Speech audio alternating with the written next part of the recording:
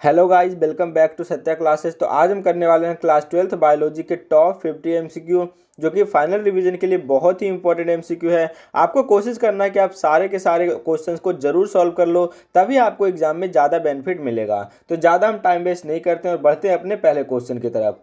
तो सबसे पहला क्वेश्चन हमारे सामने है कि what is the fate of 7 cell of the embryo cell. आपने एम्ब्रियो सेल को पढ़ा होगा, जिसमें कि आपने 7 सेल और 8 न्यूक्लिएट के बारे में पढ़ा होगा। तो इसमें पूछ रहा है ना कि वो जो 7 सेल है आखिरकार उसका क्या होता है। तो आपको क्या करना है, जब भी बायोलॉजी का कोई भी क्वेश्चन होना तो आपको चारों ऑप्शन जरूर पढ़ने हैं। उसके बाद उसमें से आपको सेलेक्ट करना है कि आपको ना कई सारे ऑप्शन होंगे जो कि आपके एलिमिनेट हो जाएंगे, जो कि आप 100% कह दोगे कि ये तो ऑप्शन आपके करेक्ट हो ही नहीं सकते हैं। जो भी आपके एक या दो आपके बचेंगे उसमें से क्या करेगा, जो भी आपका अप्रोप्रिएट आंसर होगा ना, आप उसे आसानी से क्लिक कर दोगे। जैसे कि यहाँ पर है कि ए में लिखा हुआ कि all but one disintegrate upon fertilisation, नहीं two become fertilised and other disintegrate. बिल्कुल सही। अगर आपने उसे पढ़ा होगा ना तो उसमें आपका साफ साफ लिखा हुआ कि दो जो है वो तो फर्टिलाइज हो जाते हैं, जो मतलब कि आपका जो एग होता है और जो सेंट्रल सेल होता है वो आपका क्या हो जाता है, फर्टिलाइज होता है। बाकी सारे क्या होते हैं, डिसइंटीग्रेट हो जाते हैं। तो यही उसका जो 7 सेल का मतलब फेट ऑफ 7 सेल का मतलब है कि 7 सेल का आखिरकार बाद में क्या होता है। तो दो आपके फर्टिलाइज हो जाते हैं और अदर डिसइंटीग्रेट हो जाता है। तो ऑप्शन नंबर बी इसका करेक्ट होगा। नेक्स्ट है कि आपको आइडेंटिफाई करना है ए बी सी डी। तो आपको आसानी, देखो यहाँ पे ए है, ये बी सी डी और ई, ये आपको बताना है और आपको लाइन से बताना है। जैसे ए आपका क्या है, ये आपके तीन क्या है, आपके एंटीपोडल सेल है। तो एंटीपोडल सेल इसमें लिखा हुआ है और एंटीपोडल सेल इसमें भी लिखा हुआ है। और बी आपका क्या है, सेंट्रल सेल है, तो ये रहा सेंट्रल सेल। सी पोलर न्यूक्लियाई, तो पोलर न्यूक्लियाई। डी अगर आप देखोगे ना तो ये आपका क्या है, और डी यहाँ पर आपका सिनर्जिड है, तो ये वाला आपका सिनर्जिड होगा, तो ये भी सिनर्जिड है, ये सिनर्जिड है। और ई आपका क्या है, ये आपका फिलीफॉर्म एपरेटस है, तो फिलीफॉर्म एपरेटस इसमें लिखा हुआ है। तो ऑप्शन नंबर बी आपका करेक्ट हो गया। नेक्स्ट है कि megaspore are produced from the megaspore mother cell after. तो आपने पढ़ा होगा the process of formation of megaspore from megaspore mother cell is called megasporogenesis. तो आपका मेगास्पोरोजेनेसिस होता है, वो किस प्रोसेस होता है, वो आप उसमें आपका होता है मेयोसिस डिवीजन। तो इसमें आपका लिखा हुआ option number A, that is meiotic division से आपका क्या होता है, जो मेगास्पोर मदर सेल है ना वो क्या बन जाता है, मेगास्पोर्स बन जाते हैं। अब मेगास्पोर जो होते हैं वो आपके कैसे होते हैं, हैप्लोइड होते हैं, और मेगास्पोर मदर सेल आपके कैसे होते हैं, डिप्लॉइड होते हैं। नेक्स्ट है कि ड्यूरिंग माइक्रोस्पोरोजेनेसिस मेयोसिस अकर इन। जो माइक्रोस्पोरोजेनेसिस है तो मेयोसिस किस में होता है, इससे पहले हमने किस क्या देखा था, आई थिंक वो मैक्रो था या माइक्रो था, वो था मेगास्पोरोजेनेसिस, और ये है आपका माइक्रोस्पोरोजेनेसिस। तो माइक्रोस्पोरोजेनेसिस में जो मेयोसिस होता है ना वो किसके अंदर होता है, तो आप देखोगे आपका क्या है, माइक्रोस्पोरोजेनेसिस। तो the process of formation of microspore from microspore mother cell is called microsporogenesis. तो दैट इज आपका आ जाएगा माइक्रोस्पोर मदर सेल में जब मेयोसिस होता है ना तो आपका बनता है क्या, माइक्रोस्पोर बनता है, और उस प्रोसेस को हम कहते हैं माइक्रोस्पोरोजेनेसिस। तो ऑप्शन नंबर बी आपका करेक्ट हो जाएगा। नेक्स्ट आपका ये दिखाया गया, आपका ये वही है कि आपका ये A B C D E, और बताना है कि आखिरकार ये क्या क्या है। तो अगर हम इसमें आप सबसे पहले अगर हम ए को देखोगे तो ए तो आपका बीच में है, तो बीच में आपका क्या होता है, स्पोरोजिनस टिश्यू होता है, जो कि चारों में लिखा हुआ है। बी अगर हम देखेंगे ना तो बी ये रहा, बी आपका क्या है, टेप्टम है। तो टेप्टम या तो डी वाले में है या फिर ए वाले में है, तो ए होगा या फिर डी होगा। अगर आप नेक्स्ट देखोगे ये रहा सी, तो सी आपका कौन सा होता है, एपिडर्मिस होता है। तो आपका इसमें एपिडर्मिस लिखा हुआ है। इसके बाद हम आगे भी चेक कर, अब हमें आंसर तो मिल गया कि आंसर हमारा ए है, लेकिन इसके बाद भी हम चेक कर लेंगे। डी आपका ये रहा, तो डी आपका क्या है, ये वाला आपका मिडल लेयर है, तो ये मिडल लेयर, और आपका इसका ई आ गया, ई आपका क्या है, ये वाला एंडोथीसियम। मतलब आपका वही होता है एपिडर्मिस एंडोथीसियम मिडल लेयर टेप्टम। अगर हम बाहर से अंदर की तरफ जाओगे ना तो वैसे होता है epidermis endothecium, epidermis endothecium middle layer, और फिर टेप्टम आ जाता है, और बीच में आपका आ जाता है स्पोरोजेनस टिश्यू, और ये वाला जो होता है वो आपका कनेक्टिव होता है।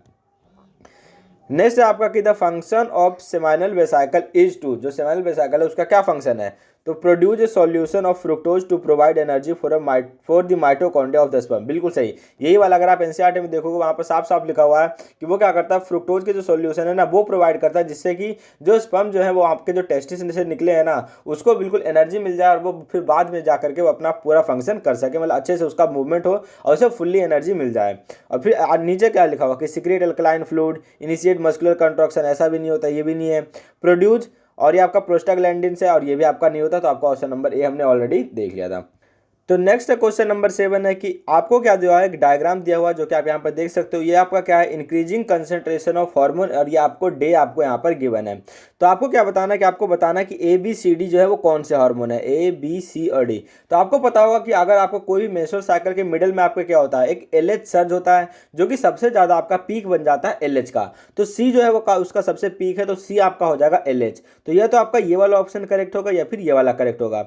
लेकिन इसी के साथ देखोगे ना तो आपका यहाँ पर भी आपको एक तो आपका ये एलएच सर्ज हो ही गया, ये या तो ये करेक्ट होगा या फिर ये करेक्ट होगा। और इसी के बिल्कुल अगर आप सीधे में जाओगे ना तो आपको एक मिलेगा, ये वाला कौन सा मिल रहा है, ये वाला पीक मिल रहा है जो कि किसका होता है, एफएसएच का होता है। क्योंकि एलएच और एफएसएच का लगभग सेम टाइप का ही ग्राफ होता है, लेकिन एलएच का क्या होता है बिल्कुल पीक होता है और एफएसएच बिल्कुल नीचे होता है। तो आपका क्या होगा, ये वाला कौन सा, ये वाला आपका है ए। तो ए कौन सा हो गया, एफएसएच। तो या तो ये करेक्ट है या फिर ये करेक्ट है। इसके बाद देखोगे ना आपके कौन से बच गए, आपके बच गए बी बच गया और आपका डी बच गया। अब बी देखोगे तो बी का जो ग्राफ है वो ये वाला ग्राफ जो है वो आपका कौन सा है, बी का हो रहा है। और ये वाला जो आपका जो हार्मोन है वो कौन सा है, डी का है। तो डी में आपका क्या होता है, जैसे आपका जो एग आपके रिलीज हो जाते हैं मिडल में, उसके बाद आपका क्या होता है जो कॉर्पस ल्यूटेम है वो आपका बच जाता है, उसमें से सीक्रेट होता है प्रोजेस्टेरॉन। तो आपका क्या होता है बाद में आपका जो है ना प्रोजेस्टेरॉन का लेवल काफी ज्यादा बढ़ जाता है। तो डी आपका क्या हो गया, प्रोजेस्टेरॉन। तो ये आपका प्रोजेस्टेरॉन हो गया और ये आपका एस्ट्रोजन हो गया। दैट इज ऑप्शन नंबर हमारा यहाँ बी करेक्ट हो गया। थोड़ा अपोजिट लिखा हुआ ए बी सी डी, मतलब ए बी सी और डी, मतलब ये वाला जो आपका करेक्ट है। नेक्स्ट हमारे पास है क्वेश्चन नंबर 8 है कि hormone secreted by the placenta to maintain pregnancy are. कि आपके प्लेसेंटा से कौन कौन से हार्मोन सिक्रेट करते हैं वो सभी को आपको पता है। आपके क्या है, HCG हो गया, HPL हो गया। इसके अलावा जैसे हमारे पास होते हैं आपके हो गए प्रोजेस्टेरॉन हो गया, एस्ट्रोजन हो गया। ये चारों जो होते हैं वो मेनली आपके प्लेसेंटा से सिक्रेट होते हैं। तो ये वाले आपके यहाँ हो गए हैं।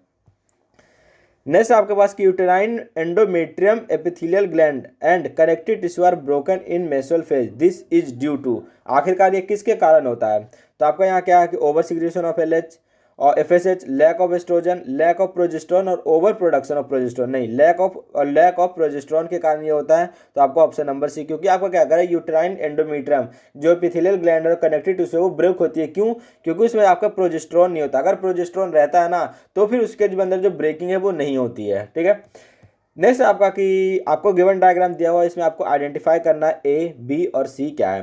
तो ए आपका क्या हो गया और बी और सी आपको बताना। तो या तो आपका क्या है सेकंड वाले चैप्टर में से है। आपका क्या होता है, सबसे पहले होता है एपिडर्मिस, फिर होता है एंडोथीसियम, मिडल लेयर और टेप्टम। तो मतलब ए तो आपका हो गया एंडोथीसियम, बी हो गया आपका मिडल लेयर और सी हो गया आपका tapetum. That is option number C आपका जो है 10 का करेक्ट है। नेक्स्ट हो गया आपका which of the following is falls in angiosperm. Angiosperm में क्या इसमें गलत है। एग सेल हैप्लॉइड होता है, बिल्कुल एग हैप्लॉइड होता है। मेगास्पोर डिप्लॉइड होता है, मेगास्पोर जो होता है वो आपका कैसा होता है, megaspore the process of formation of megaspore. तो मेगास्पोर आपका हैप्लॉइड होता है, ये आपका रॉन्ग है। पोलर ग्रेन हैप्लॉइड होता है, बिल्कुल। सिनर्जिड हैप्लॉइड होता है, बिल्कुल। एंडोस्पर्म जो होता है वो ट्रिप्लॉइड होता है, बिल्कुल। ये आपका रॉन्ग होगा। तो ऑप्शन नंबर बी हमारा इसमें करेक्ट है। नेक्स्ट है कि when dominant and recessive alleles express together, मतलब आपका जो अगर कोई डोमिनेंट एलिल्स है और आपके रिसेसिव एलिल्स है ना, अगर वो दोनों एक साथ ही अगर आ जाते हैं, जैसे कि अगर आपका कैपिटल आर स्मॉल आर, मतलब कोई भी कैरेक्टर है जो कि दोनों एक साथ एक्सप्रेस हो जाते हैं, जैसे कि हमारा हम कह सकते हैं बात जब आपके ब्लड होते हैं ना, ब्लड में होता है अगर किसी का ए बी ब्लड ग्रुप होता है तो उसमें ए और बी दोनों एक साथ क्या होते हैं, एक्सप्रेस हो जाते हैं। तो इस चीज़ को क्या कहेंगे, इस चीज़ को हम कहेंगे codominance. That is option number A is correct. Next है क्वेश्चन नंबर 13 कि two organism that are true breeding for a certain genetic character, जो कि ट्रू ब्रीडिंग है उन्हें हमने मेट कर दिया। There offspring analyse which of the following statement about this situation is true. मतलब दो ऑर्गेनिज्म को है जो कि आपके ट्रू ब्रीडिंग है और उसको हमने जेनेटिक कैरेक्टर को हमने मेटेड कर दिया, तो आखिर क्या चीज़ करेक्ट है। तो बोथ पेरेंट होमोजाइगोस, तो आपका करेक्ट है। The offspring are either all homozygous और ऑल हेटेरोजाइगस, बिल्कुल सही है। The offspring represent F1 generation and gamete produced by the offspring will carry only one allele for this gene, ये भी करेक्ट है। क्यों, मतलब ये कह रहे हैं कि दोनों के दोनों ट्रू ब्रीडिंग है। तो ट्रू ब्रीडिंग मतलब आपके अगर मान लो अगर आपके कोई हाइट के लिए अगर हम ले लेते हैं तो अगर एक के पास कैपिटल टी है दूसरे के पास स्मॉल टी होगा, या तो ऐसा क्रॉस होगा या फिर ये ऐसा वाला क्रॉस होगा, क्योंकि दोनों आपके कैसे हैं, मतलब दोनों कह रहे हैं कि ट्रू ब्रीडिंग होने चाहिए, या फिर आपके ऐसे वाले क्रॉस होंगे। ठीक है, ये कह रहे हैं बोथ पेरेंट और होमोजाइगोट, तो आपका बिल्कुल है। The offspring are either all homozygotes और ऑल हेट्रोजाइगट्स, मतलब आपके जो ऑफ स्प्रिंग है या तो सारे के सारे होमोजाइगट्स होंगे या फिर सारे के सारे आपके हेट्रोजाइगट्स होंगे। तो आपके जैसे यहाँ पे होंगे सारे हेट्रोजाइगट्स होंगे और यहाँ पर आपके सारे होमोजाइगट्स होंगे। तो मतलब ये सारी बातें आपकी सही है। तो ऑल ऑफ द अबव जो है ये आपका करेक्ट हो जाएगा।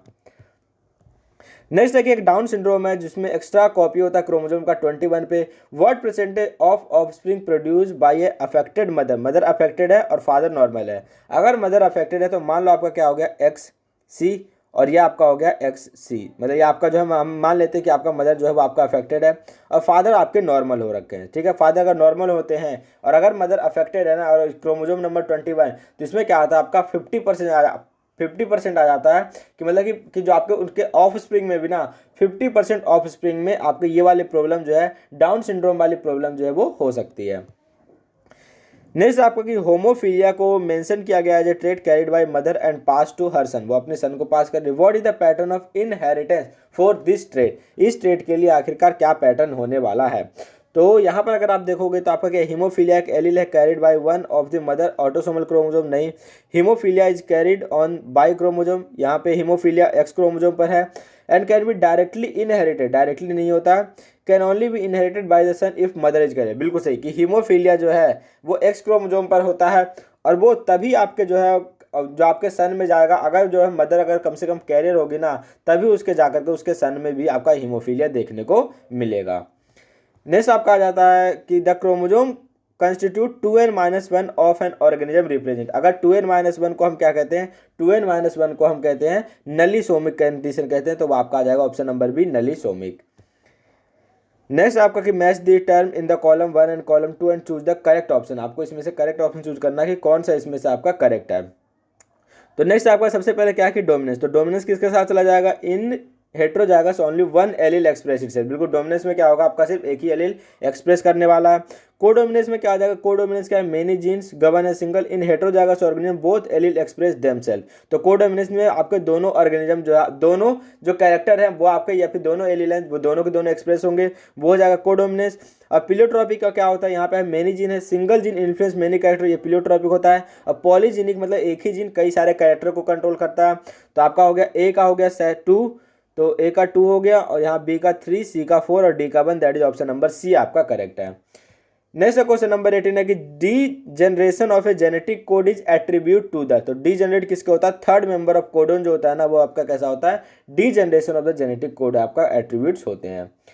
नेक्स्ट आपका क्वेश्चन नंबर 19 है कि टीआरएनए टेक्स पार्ट इन, तो टीआरएनए का क्या करता है, टी का मतलब होता है ना ट्रांसफर, किसी भी चीज का जो है ट्रांसफर करना, तो किसका ट्रांसफर करता है, तो ये करता है आपके अमीनो एसिड को जो है वो ट्रांसफर करके लाता है, कहाँ पर लाता है, राइबोसोम के पास, और वहां पर जो आपको वहां पर प्रोटीन की सिंथेसिस होती है, तो carry amino acid to ribosome.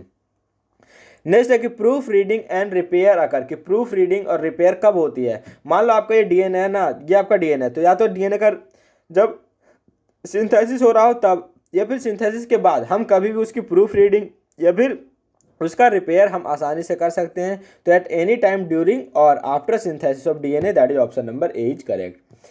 Next आपका क्वेश्चन नंबर 21 है कि the primary function of DNA polymerase, तो डीएनए पॉलीमरेज का क्या फंक्शन रहता है, तो डीएनए पॉलीमरेज का फंक्शन होता है जितने भी न्यूक्लियोटाइड होते हैं, जैसे अगर आप यहाँ पर देखोगे कि आपका क्या add nucleotide to the growing daughter strand, बिल्कुल सही, जो प्राइमरी फंक्शन होता है ना डीएनए पॉलीमरेज का, वो न्यूक्लियोटाइड जो भी आपका जो डॉटर स्ट्रैंड होता है ना उसके ऊपर न्यूक्लियोटाइड को ऐड करते रहता है। जैसे मान लो आपका ये डीएनए है, यहाँ पे अगर हमने क्या लगा दिया, डीएनए पॉलीमरेज लगाया, तो ये क्या होता है, जो भी आपके जो डॉटर स्ट्रैंड बनने वाला है इसके ऊपर क्या करता है वो और भी इस तरह से आपके न्यूक्लियोटाइड ऐड करते चले जाता है और बाद में वो ओवरऑल जो है वो पूरा डीएनए कंप्लीट बन जाता है। नेक्स्ट आपका कि डीएनए फिंगर प्रिंटिंग किसे कहते हैं, तो डीएनए फिंगर प्रिंटिंग किससे रिलेटेड है, तो आपका है molecular analysis of profiles of DNA sample, यह आपका analysis of DNA sample using in printing device, in printing device नहीं बल्कि उसमें प्रिंटिंग का यूज होता है। Technique use for molecular analysis of different specimen of DNA, नहीं। Technique use for identification of finger print, और नहीं फिंगर प्रिंटिंग नहीं, बल्कि क्या होता है जो भी आपका जो डीएनए सैंपल है ना उसका मॉलिक्यूलर एनालिसिस करना कि इस डीएनए में आखिर कौन कौन से सीक्वेंस है, वही आपका क्या कहलाता है, डीएनए फिंगर प्रिंटिंग कहलाता है, दैट इज ऑप्शन नंबर ए इसका करेक्ट हो जाएगा। नेक्स्ट आपका कि आपका डीएनए है, ये सी है, फिर आरएनए बना, प्रोटीन बना, प्रोड्यूस बाई, तो ये आपका होता है सेंट्रल डोग्मा। सेंट्रल डोग्मा को किसने दिया था, फ्रैंकिस क्रिक, आप याद कर लोगे, सेंट्रल डोग्मा सी से, फ्रैंकिस क्रिक, क्रिक भी आपका सी से, तो किसने दिया था, फ्रैंकिस क्रिक। हमें ऑलरेडी आंसर मिल चुका है, लेकिन हम और भी देख लेते हैं। जब डीएनए से डीएनए बनता है तो रेप्लिकेशन, डीएनए से आर बनता है तो आपका क्या होता है, ट्रांसक्रिप्शन, तो सी आपका ट्रांसक्रिप्शन है और बी आपका क्या है, ट्रांसलेशन। आप ध्यान रखोगे कि ए बी और सी या फिर ए बी सी कहाँ पर लिखा हुआ है, क्योंकि अगर ये क्वेश्चन आता है ना तो सबसे ज़्यादा ऐसे ही कंफ्यूज किया जाता है। नेक्स्ट है क्वेश्चन नंबर 24 की डीएनए फ्रेगमेंट कैसे होता है। तो डीएनए में आपका क्या होता है, PO4 माइनस माइनस, मतलब कि आपके जो डीएनए फ्रेगमेंट होता है वो आपका नेगेटिवली चार्ज होता है, क्योंकि उसमें फॉस्फोरस 2 नेगेटिव आपके आयन होते हैं, तो हम कह देंगे आपका नेगेटिवली चार्ज होता है। तो डीएनए फ्रेगमेंट कैसे होते हैं, नेगेटिवली चार्ज होते हैं। नेक्स्ट क्वेश्चन नंबर 25 असर्शन वाला आ गया। तो क्वेश्चन नंबर 25 में आपको क्या है, सबसे पहले अगर आप देखोगे, आप यहाँ पे देखोगे, ये तो आपको पता ही है, अगर असर्शन जो आता है तो आपको तो इसके ऑप्शन ऑलरेडी पता है, सिर्फ हमें क्वेश्चन देखना कि क्वेश्चन क्या है। MTP are also essential in certain cases where continuation of pregnancy would be harmful और even fatal either to the mother और फीटस। तो हम यहाँ इस जगह पे MTP कर सकते हैं, मतलब अगर कभी ऐसी कंडीशन आ जाए ना कि भैया अगर जो प्रेगनेंसी है उसको खतरा हो सकता है, या फिर फीटल को खतरा है, मतलब कि फीटल जो है वो ऑलरेडी हमें जेनेटिकली पता चल गया है कि हाँ मतलब इसमें कुछ प्रॉब्लम है, या तो मतलब कि फीटल को बहुत ज़्यादा प्रॉब्लम हो सकता है बाद में चल करके, तो हम क्या करेंगे, उस कंडीशन में MTP कर सकते हैं। तो बिल्कुल सही है, आपका असर्शन सही है। MTP आज considered safe during the first 25 week of pregnancy. नहीं, इतना देर नहीं, हमें जो है वो पहले ही करना पड़ता है, मतलब कि आपका फर्स्ट ट्राइमेस्टर तक ही आपको जो है MTP जो है आपका सेफ होता है। तो आपका इसमें हो जाएगा, आपका असर्शन सही है, रीजन फॉल्स है, that is option number C is correct. Next आपका कि pill Mala D is taken daily and the pill Saheli taken weekly. क्या आपका ये सही है? तो पिल जो मालाडी होता है ना वो आपका क्या होता है, वो आपका डेली लिया जाता है, और ये आपका वीकली, तो आपका जो लिखा हुआ भी ये भी करेक्ट है। ओरल कंट्रासेप्टिव है प्रेगनेंसी रेट लेस देन 1%। जो ओरल कंट्रासेप्टिव की जो प्रेगनेंसी रेट है वो मतलब 1% से भी कम है, और ये भी बात आपकी सही है, लेकिन इस असर्शन को क्या कर रहा है, ये एक्सप्लेन नहीं कर रहा है। यानी असर्शन भी सही है, रीजन भी सही है, लेकिन जो आपका रीजन है वो करेक्ट एक्सप्लेनेशन नहीं है असर्शन का। नेक्स्ट है कि male urethra is also called urinogenital duct. मतलब मेल यूरिथ्रा को क्या हम यूरिनोजेनाइटल डक्ट कहते हैं? तो बिल्कुल से हम उसे यूरोजेनाइटल डक्ट कहते हैं, क्योंकि मेल यूरिथ्रा में दोनों के दोनों यूरिन और स्पर्म हम कैरी करते हैं, तो इसीलिए आपको जो है उसे हम यूरिनोजेनाइटल डक्ट भी कह देते हैं। यानी असर्शन भी सही है, रीजन भी सही है, और करेक्ट एक्सप्लेन भी कर रहा है, तो ऑप्शन नंबर 1 करेक्ट हो जाएगा। नेक्स्ट है क्वेश्चन नंबर 28 की deletion and insertion of A base pair of DNA cause frame shift mutation. बिल्कुल आपका यहाँ पर क्या हो रहा है, असर्शन जो है ये वाला आपका सही है। Sickle cell anaemia is classic example of frame, नहीं, फ्रेम शिफ्ट म्यूटेशन का एग्जांपल नहीं है, यानी असर्शन सही है, रीजन फॉल्स है, that is option number C जो है इसका करेक्ट हो जाएगा। नेक्स्ट क्वेश्चन नंबर 29 के आपको यहाँ पर डायग्राम दिखाया गया है ABCD, और आपको बताना है कि इसमें से यूटेरस कौन सा है। तो आपको पता है ये वाला जो क्या होता है वो यूटेरस होता है, दैट इज लेवल B आपका यूटेरस है, यानी कि ऑप्शन नंबर A आपका करेक्ट हो जाएगा। नेक्स्ट है कि विच of the following statement is wrong. कौन सी बात इसमें से जो आपकी रॉन्ग कही गई है। अब हम पढ़ लेते हैं कि जो Sertoli cell provide nutrition to the developing male germ cell, बिल्कुल सही। Leydig cell synthesize and secrete androgen, बिल्कुल सही। Secretion of acrosome help in the sperm to enter into cytoplasm, बिल्कुल सही। सेकेंडरी स्पर्मेटोसाइट और डिप्लॉइड, नहीं, सेकेंडरी स्पर्मेटोसाइट कैसे होते हैं, हैप्लॉइड होते हैं, तो ये आपका रॉन्ग हो गया, तो यानी कि ऑप्शन नंबर डी। नेक्स्ट आपका क्वेश्चन नंबर 31 है कि ovule are attach to the parent काइमेटस कुशन कॉल्ड। अगर जो ओव्यूल है वो किसके ऊपर अटैच होता है, प्लेसेंटा के ऊपर, that is option number D में आपका जो है प्लेसेंटा लिखा हुआ है। नेक्स्ट इसका क्वेश्चन नंबर 32 है कि menstruation results in the discharge of, कि मेंस्ट्रुएशन जो होता है ना वो किस चीज़ का डिस्चार्ज होता है, मतलब किस चीज़ की कटिंग के कारण जो होता है वो मेंस्ट्रुएशन में आपका जो है वो डिस्चार्ज देखने को मिलता है। Corpus luteum, surface cell, endometrial line, बिल्कुल सही। अगर एंडोमेट्रियल लाइनिंग के ही कारण जो उसमें क्या होता है मेंस्ट्रुएशन में आपका जो है डिस्चार्ज देखने को मिलता है। नेक्स्ट आपका the stage transferred into the uterus after induce fertilization of ova in the laboratories, वो कौन सा होता है आपका मोरोला होता है, that is option number D is correct. Next आपका क्वेश्चन नंबर 34 है कि which of the following is not true about birth control pill, के लिए क्या करेक्ट नहीं है। Pill works by preventive ovulation, pill works by preventive implantation, बिल्कुल सही। इसमें क्या होता है ना, पिल्स का यूज करते हैं, उसमें क्या होता है इम्प्लांटेशन ही रोक देता है। अगर इम्प्लांटेशन ही नहीं होगा यानी कि प्रेगनेंसी कंप्लीट हो ही नहीं पाएगी, तो यानी कि उसमें आपका क्या होता है, इस तरह से जो है पिल का काम होता है वो इम्प्लांटेशन को रोक देना, that is option number B इसका करेक्ट है। नेक्स्ट आपका in angiosperm pollen tube liberate their male gamete, जो पोलन ट्यूब होता है वो आपके जो होता है मेल गेमेट को ना कहाँ पर लिबरेट करता है। तो पोलन ट्यूब आपका जो मेल गेमेट को कहाँ पर आपके रिलीज करता है, वो आपका कहाँ पर रिलीज करता है, वो आपका करता है सिनर्जिड के पास। जैसे अगर आप देखोगे ना यहाँ पे क्या होता है, 3 आपके ऊपर एंटीपोडल सेल होते हैं, यहाँ पे आपके सिनर्जिड होते हैं और आपके फिलिफॉर्म एपरेटस होते हैं, तो यहीं पर आपका क्या होता है मेल गेमेट को आपका रिलीज किया जाता है। नेक्स्ट आपका यहाँ पे है कि ए गर्ल जिसका ब्लड ग्रुप ए है और her brother blood group B, मतलब एक है गर्ल उसका ब्लड ग्रुप ए है, brother blood group B, which combination of genotype can not belong to their parent, कि कौन सा जो है वो पेरेंट का ब्लड ग्रुप नहीं हो सकता है। अगर जो है मतलब दो भाई बहन है, एक बहन है जिसका ब्लड ग्रुप ए है, भाई का ब्लड ग्रुप बी है, तो इसमें से बताना है कि कौन सा मतलब कि मदर और फादर का ब्लड ग्रुप नहीं होगा, जिससे कि मतलब ए और बी हमें देखने को उसमें से नहीं मिलने वाले हैं। ठीक है, तो अगर हम इसमें देखो ना, सबसे पहले आई ए और आई बी आई ओ है, मतलब यहाँ से अगर ए, मतलब यहाँ से क्या होगा, एक टाइप का गैमेट बनेगा दैट इज ए, और यहाँ से दो टाइप के बनेंगे बी और ओ, यानी कि एक या तो ए भी बनेगा या फिर ए ब्लड ग्रुप बनेगा, यानी कि ए जो है आपका रॉन्ग हो गया, यानी कि ये जो कॉम्बिनेशन है नहीं हो सकता है। लेकिन अगर आप इनमें देखोगे ना तो आपके क्या हो सकते हैं, ब्लड ग्रुप ए बन सकता है, इनमें भी ब्लड ग्रुप ए भी बनेगा, बी भी बनेगा, इसमें भी ब्लड ग्रुप ए भी बन सकता है, बी भी बन सकता है, ए बी भी बन सकता है, यानी कि जो ऑप्शन नंबर ए आपका रॉन्ग है, क्योंकि ए में या तो ब्लड ग्रुप ए भी बनेगा या फिर ब्लड ग्रुप आपका कौन सा बनेगा, या फिर आपका ब्लड ग्रुप यहाँ से आपका क्या ए बी बनने वाला है, या फिर आपका ए ब्लड ग्रुप ए, या फिर बी ब्लड ग्रुप बनेगा, या फिर ए ब्लड ग्रुप बनेगा, या फिर आपका यह, एक मिनट ये यहाँ पे कंफ्यूज कर दिया है, या तो आपका यहाँ से ए आपका यहाँ से आया, यहाँ से बी है या फिर ओ है, या तो ये ए बी बनेगा या फिर आपका ए ब्लड ग्रुप बनेगा, कौन से, ऑप्शन नंबर ए से। नेक्स्ट है आपका कि ए वुमेन है जिसमें कि 47 क्रोमोजोम है, due to 3 copies of chromosome 21 is characterize by, हम इसे क्या कहते हैं, जब भी आपके 21 क्रोमोजोम पर ना आपके होता है एक एक्स्ट्रा क्रोमोजोम होता है, जो कि हमने पिछले भी अभी देखा था, वो कौन सा डिजीज होता है, वो आपका क्या होता है, आपका हो जाता है वहाँ पर आपका डाउन सिंड्रोम, फिर होता है क्लीन फिल्टर सिंड्रोम, फिर टर्नर सिंड्रोम, तो इसमें आपका हो गया डाउन सिंड्रोम। नेक्स्ट है आपका कि मेल ग्रास होपर में और मोथ में उसमें 2 पेयर ऑफ ऑटोसोम होते हैं एंड वन, और वन आपका क्या होता है, एक आपका कौन सा होता है, सिर्फ और सिर्फ आपका एक्स ही ओनली होता है। नेक्स्ट आपका which of the following symbol represent is correct, correct बताना है, मेटिंग बिटवीन रिलेटिव्स ये करेक्ट है, unaffected male wrong, unaffected female wrong, दोनों अपोजिट बना दिया, मेल अफेक्टेड बिल्कुल ये भी आपका रॉन्ग है, तो आपका ऑप्शन नंबर ए करेक्ट है। A women has X linked condition on one of her X chromosome, this chromosome can be inherited by, मतलब जो है वो कहाँ पर जो है इस क्रोमोजोम का इनहेरिट हो सकता है, तो वो दोनों सन हो या डॉटर हो, दोनों में इनहेरिटेशन देखने को मिलेगा। नेक्स्ट एक ट्रू ब्रीडिंग पी प्लांट है जिसे हमने क्रॉस कर दिया dwarf true breeding P plant से, जहां F1 प्लांट को हमने सेल्फ कर दिया और आपको बताना जीनोटाइप, ये तो सबको पता है आपके 1 to 1 होता है जो कि दोनों में लिखा हुआ है, लेकिन इसमें क्या होगा, टॉल होमोजाइगस ड्वार्फ और टॉल हेटेरोजाइगस, तो आपका ये वाला करेक्ट होगा, that is option number A correct होगा, ना कि बी, क्योंकि ये दोनों जो आपका यहाँ पर क्या है अपोजिट लिख दिया है। इसके बाद आपका क्या है कि क्वेश्चन नंबर आपका कौन सा था 40, 41 और नेक्स्ट आपका यहाँ पर 42 हमारे पास आ गया है। 42 आगे how many lone pair are found in haploid genome, तो 2.9 × 10 की power 9 base pair, that is 42 का आपका ऑटोमेटिक आपका एक करेक्ट है। नेक्स्ट आपका removal of intron and joining and exon are defined order of transcription in it is called, उसे हम क्या कहते हैं, स्प्लाइसिंग कहते हैं, that is option number D is correct. Next आपका कि एक डीएनए सीक्वेंस आपको ये है और इसका अपोजिट सीक्वेंस हमें बताना, तो ए के सामने आएगा टी, जी के सामने सी, फिर टी के सामने आपका क्या आ जाएगा ए, फिर सी के सामने जी, फिर ए, फिर T, G G C, T A T, फिर सी और फिर आपका आ जाएगा ए, जो कि कहाँ पे आपका लिखा हुआ है, that is option number B में ये लिखा हुआ है।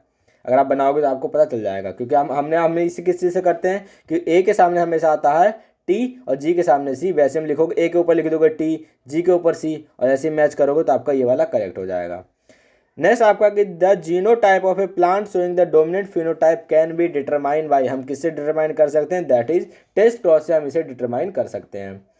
नेक्स्ट आपका कि आरएनए प्राइमर जो होता है बहुत जरूरी होता है डीएनए सिंथेसिस के लिए, क्यों, क्योंकि आपका उसमें क्या होता है, आपका DNA polymerase can only add to an existing strand of nucleotide, that is option number A आपका यहाँ पर करेक्ट हो जाएगा।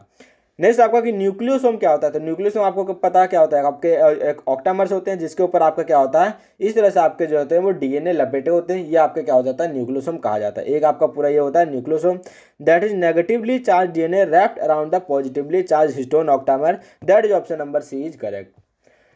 नेक्स्ट क्वेश्चन नंबर 48 है कि what is the structure present inside the nucleus known as, आपका जो न्यूक्लियस में ये वाला जो स्ट्रक्चर है ना इसका क्या नाम है, जो आपका क्या सेल वॉल है, सेल वॉल नहीं है, लाइसोसोम है, लाइसोसोम भी नहीं है, क्या ये राइबोसोम है, राइबोसोम तो ये वाले जो सिंगल सिंगल होते हैं ना, राइबोसोम तो ऐसे होते हैं, ये पूरा लंबा राइबोसोम नहीं होता, ये आपके क्या है, ये आपके कैसे हैं, क्या है क्रोमोसोम है। तो ये थे कंप्लीटली आपके जितने भी बायो के इंपॉर्टेंट एमसीक्यू थे।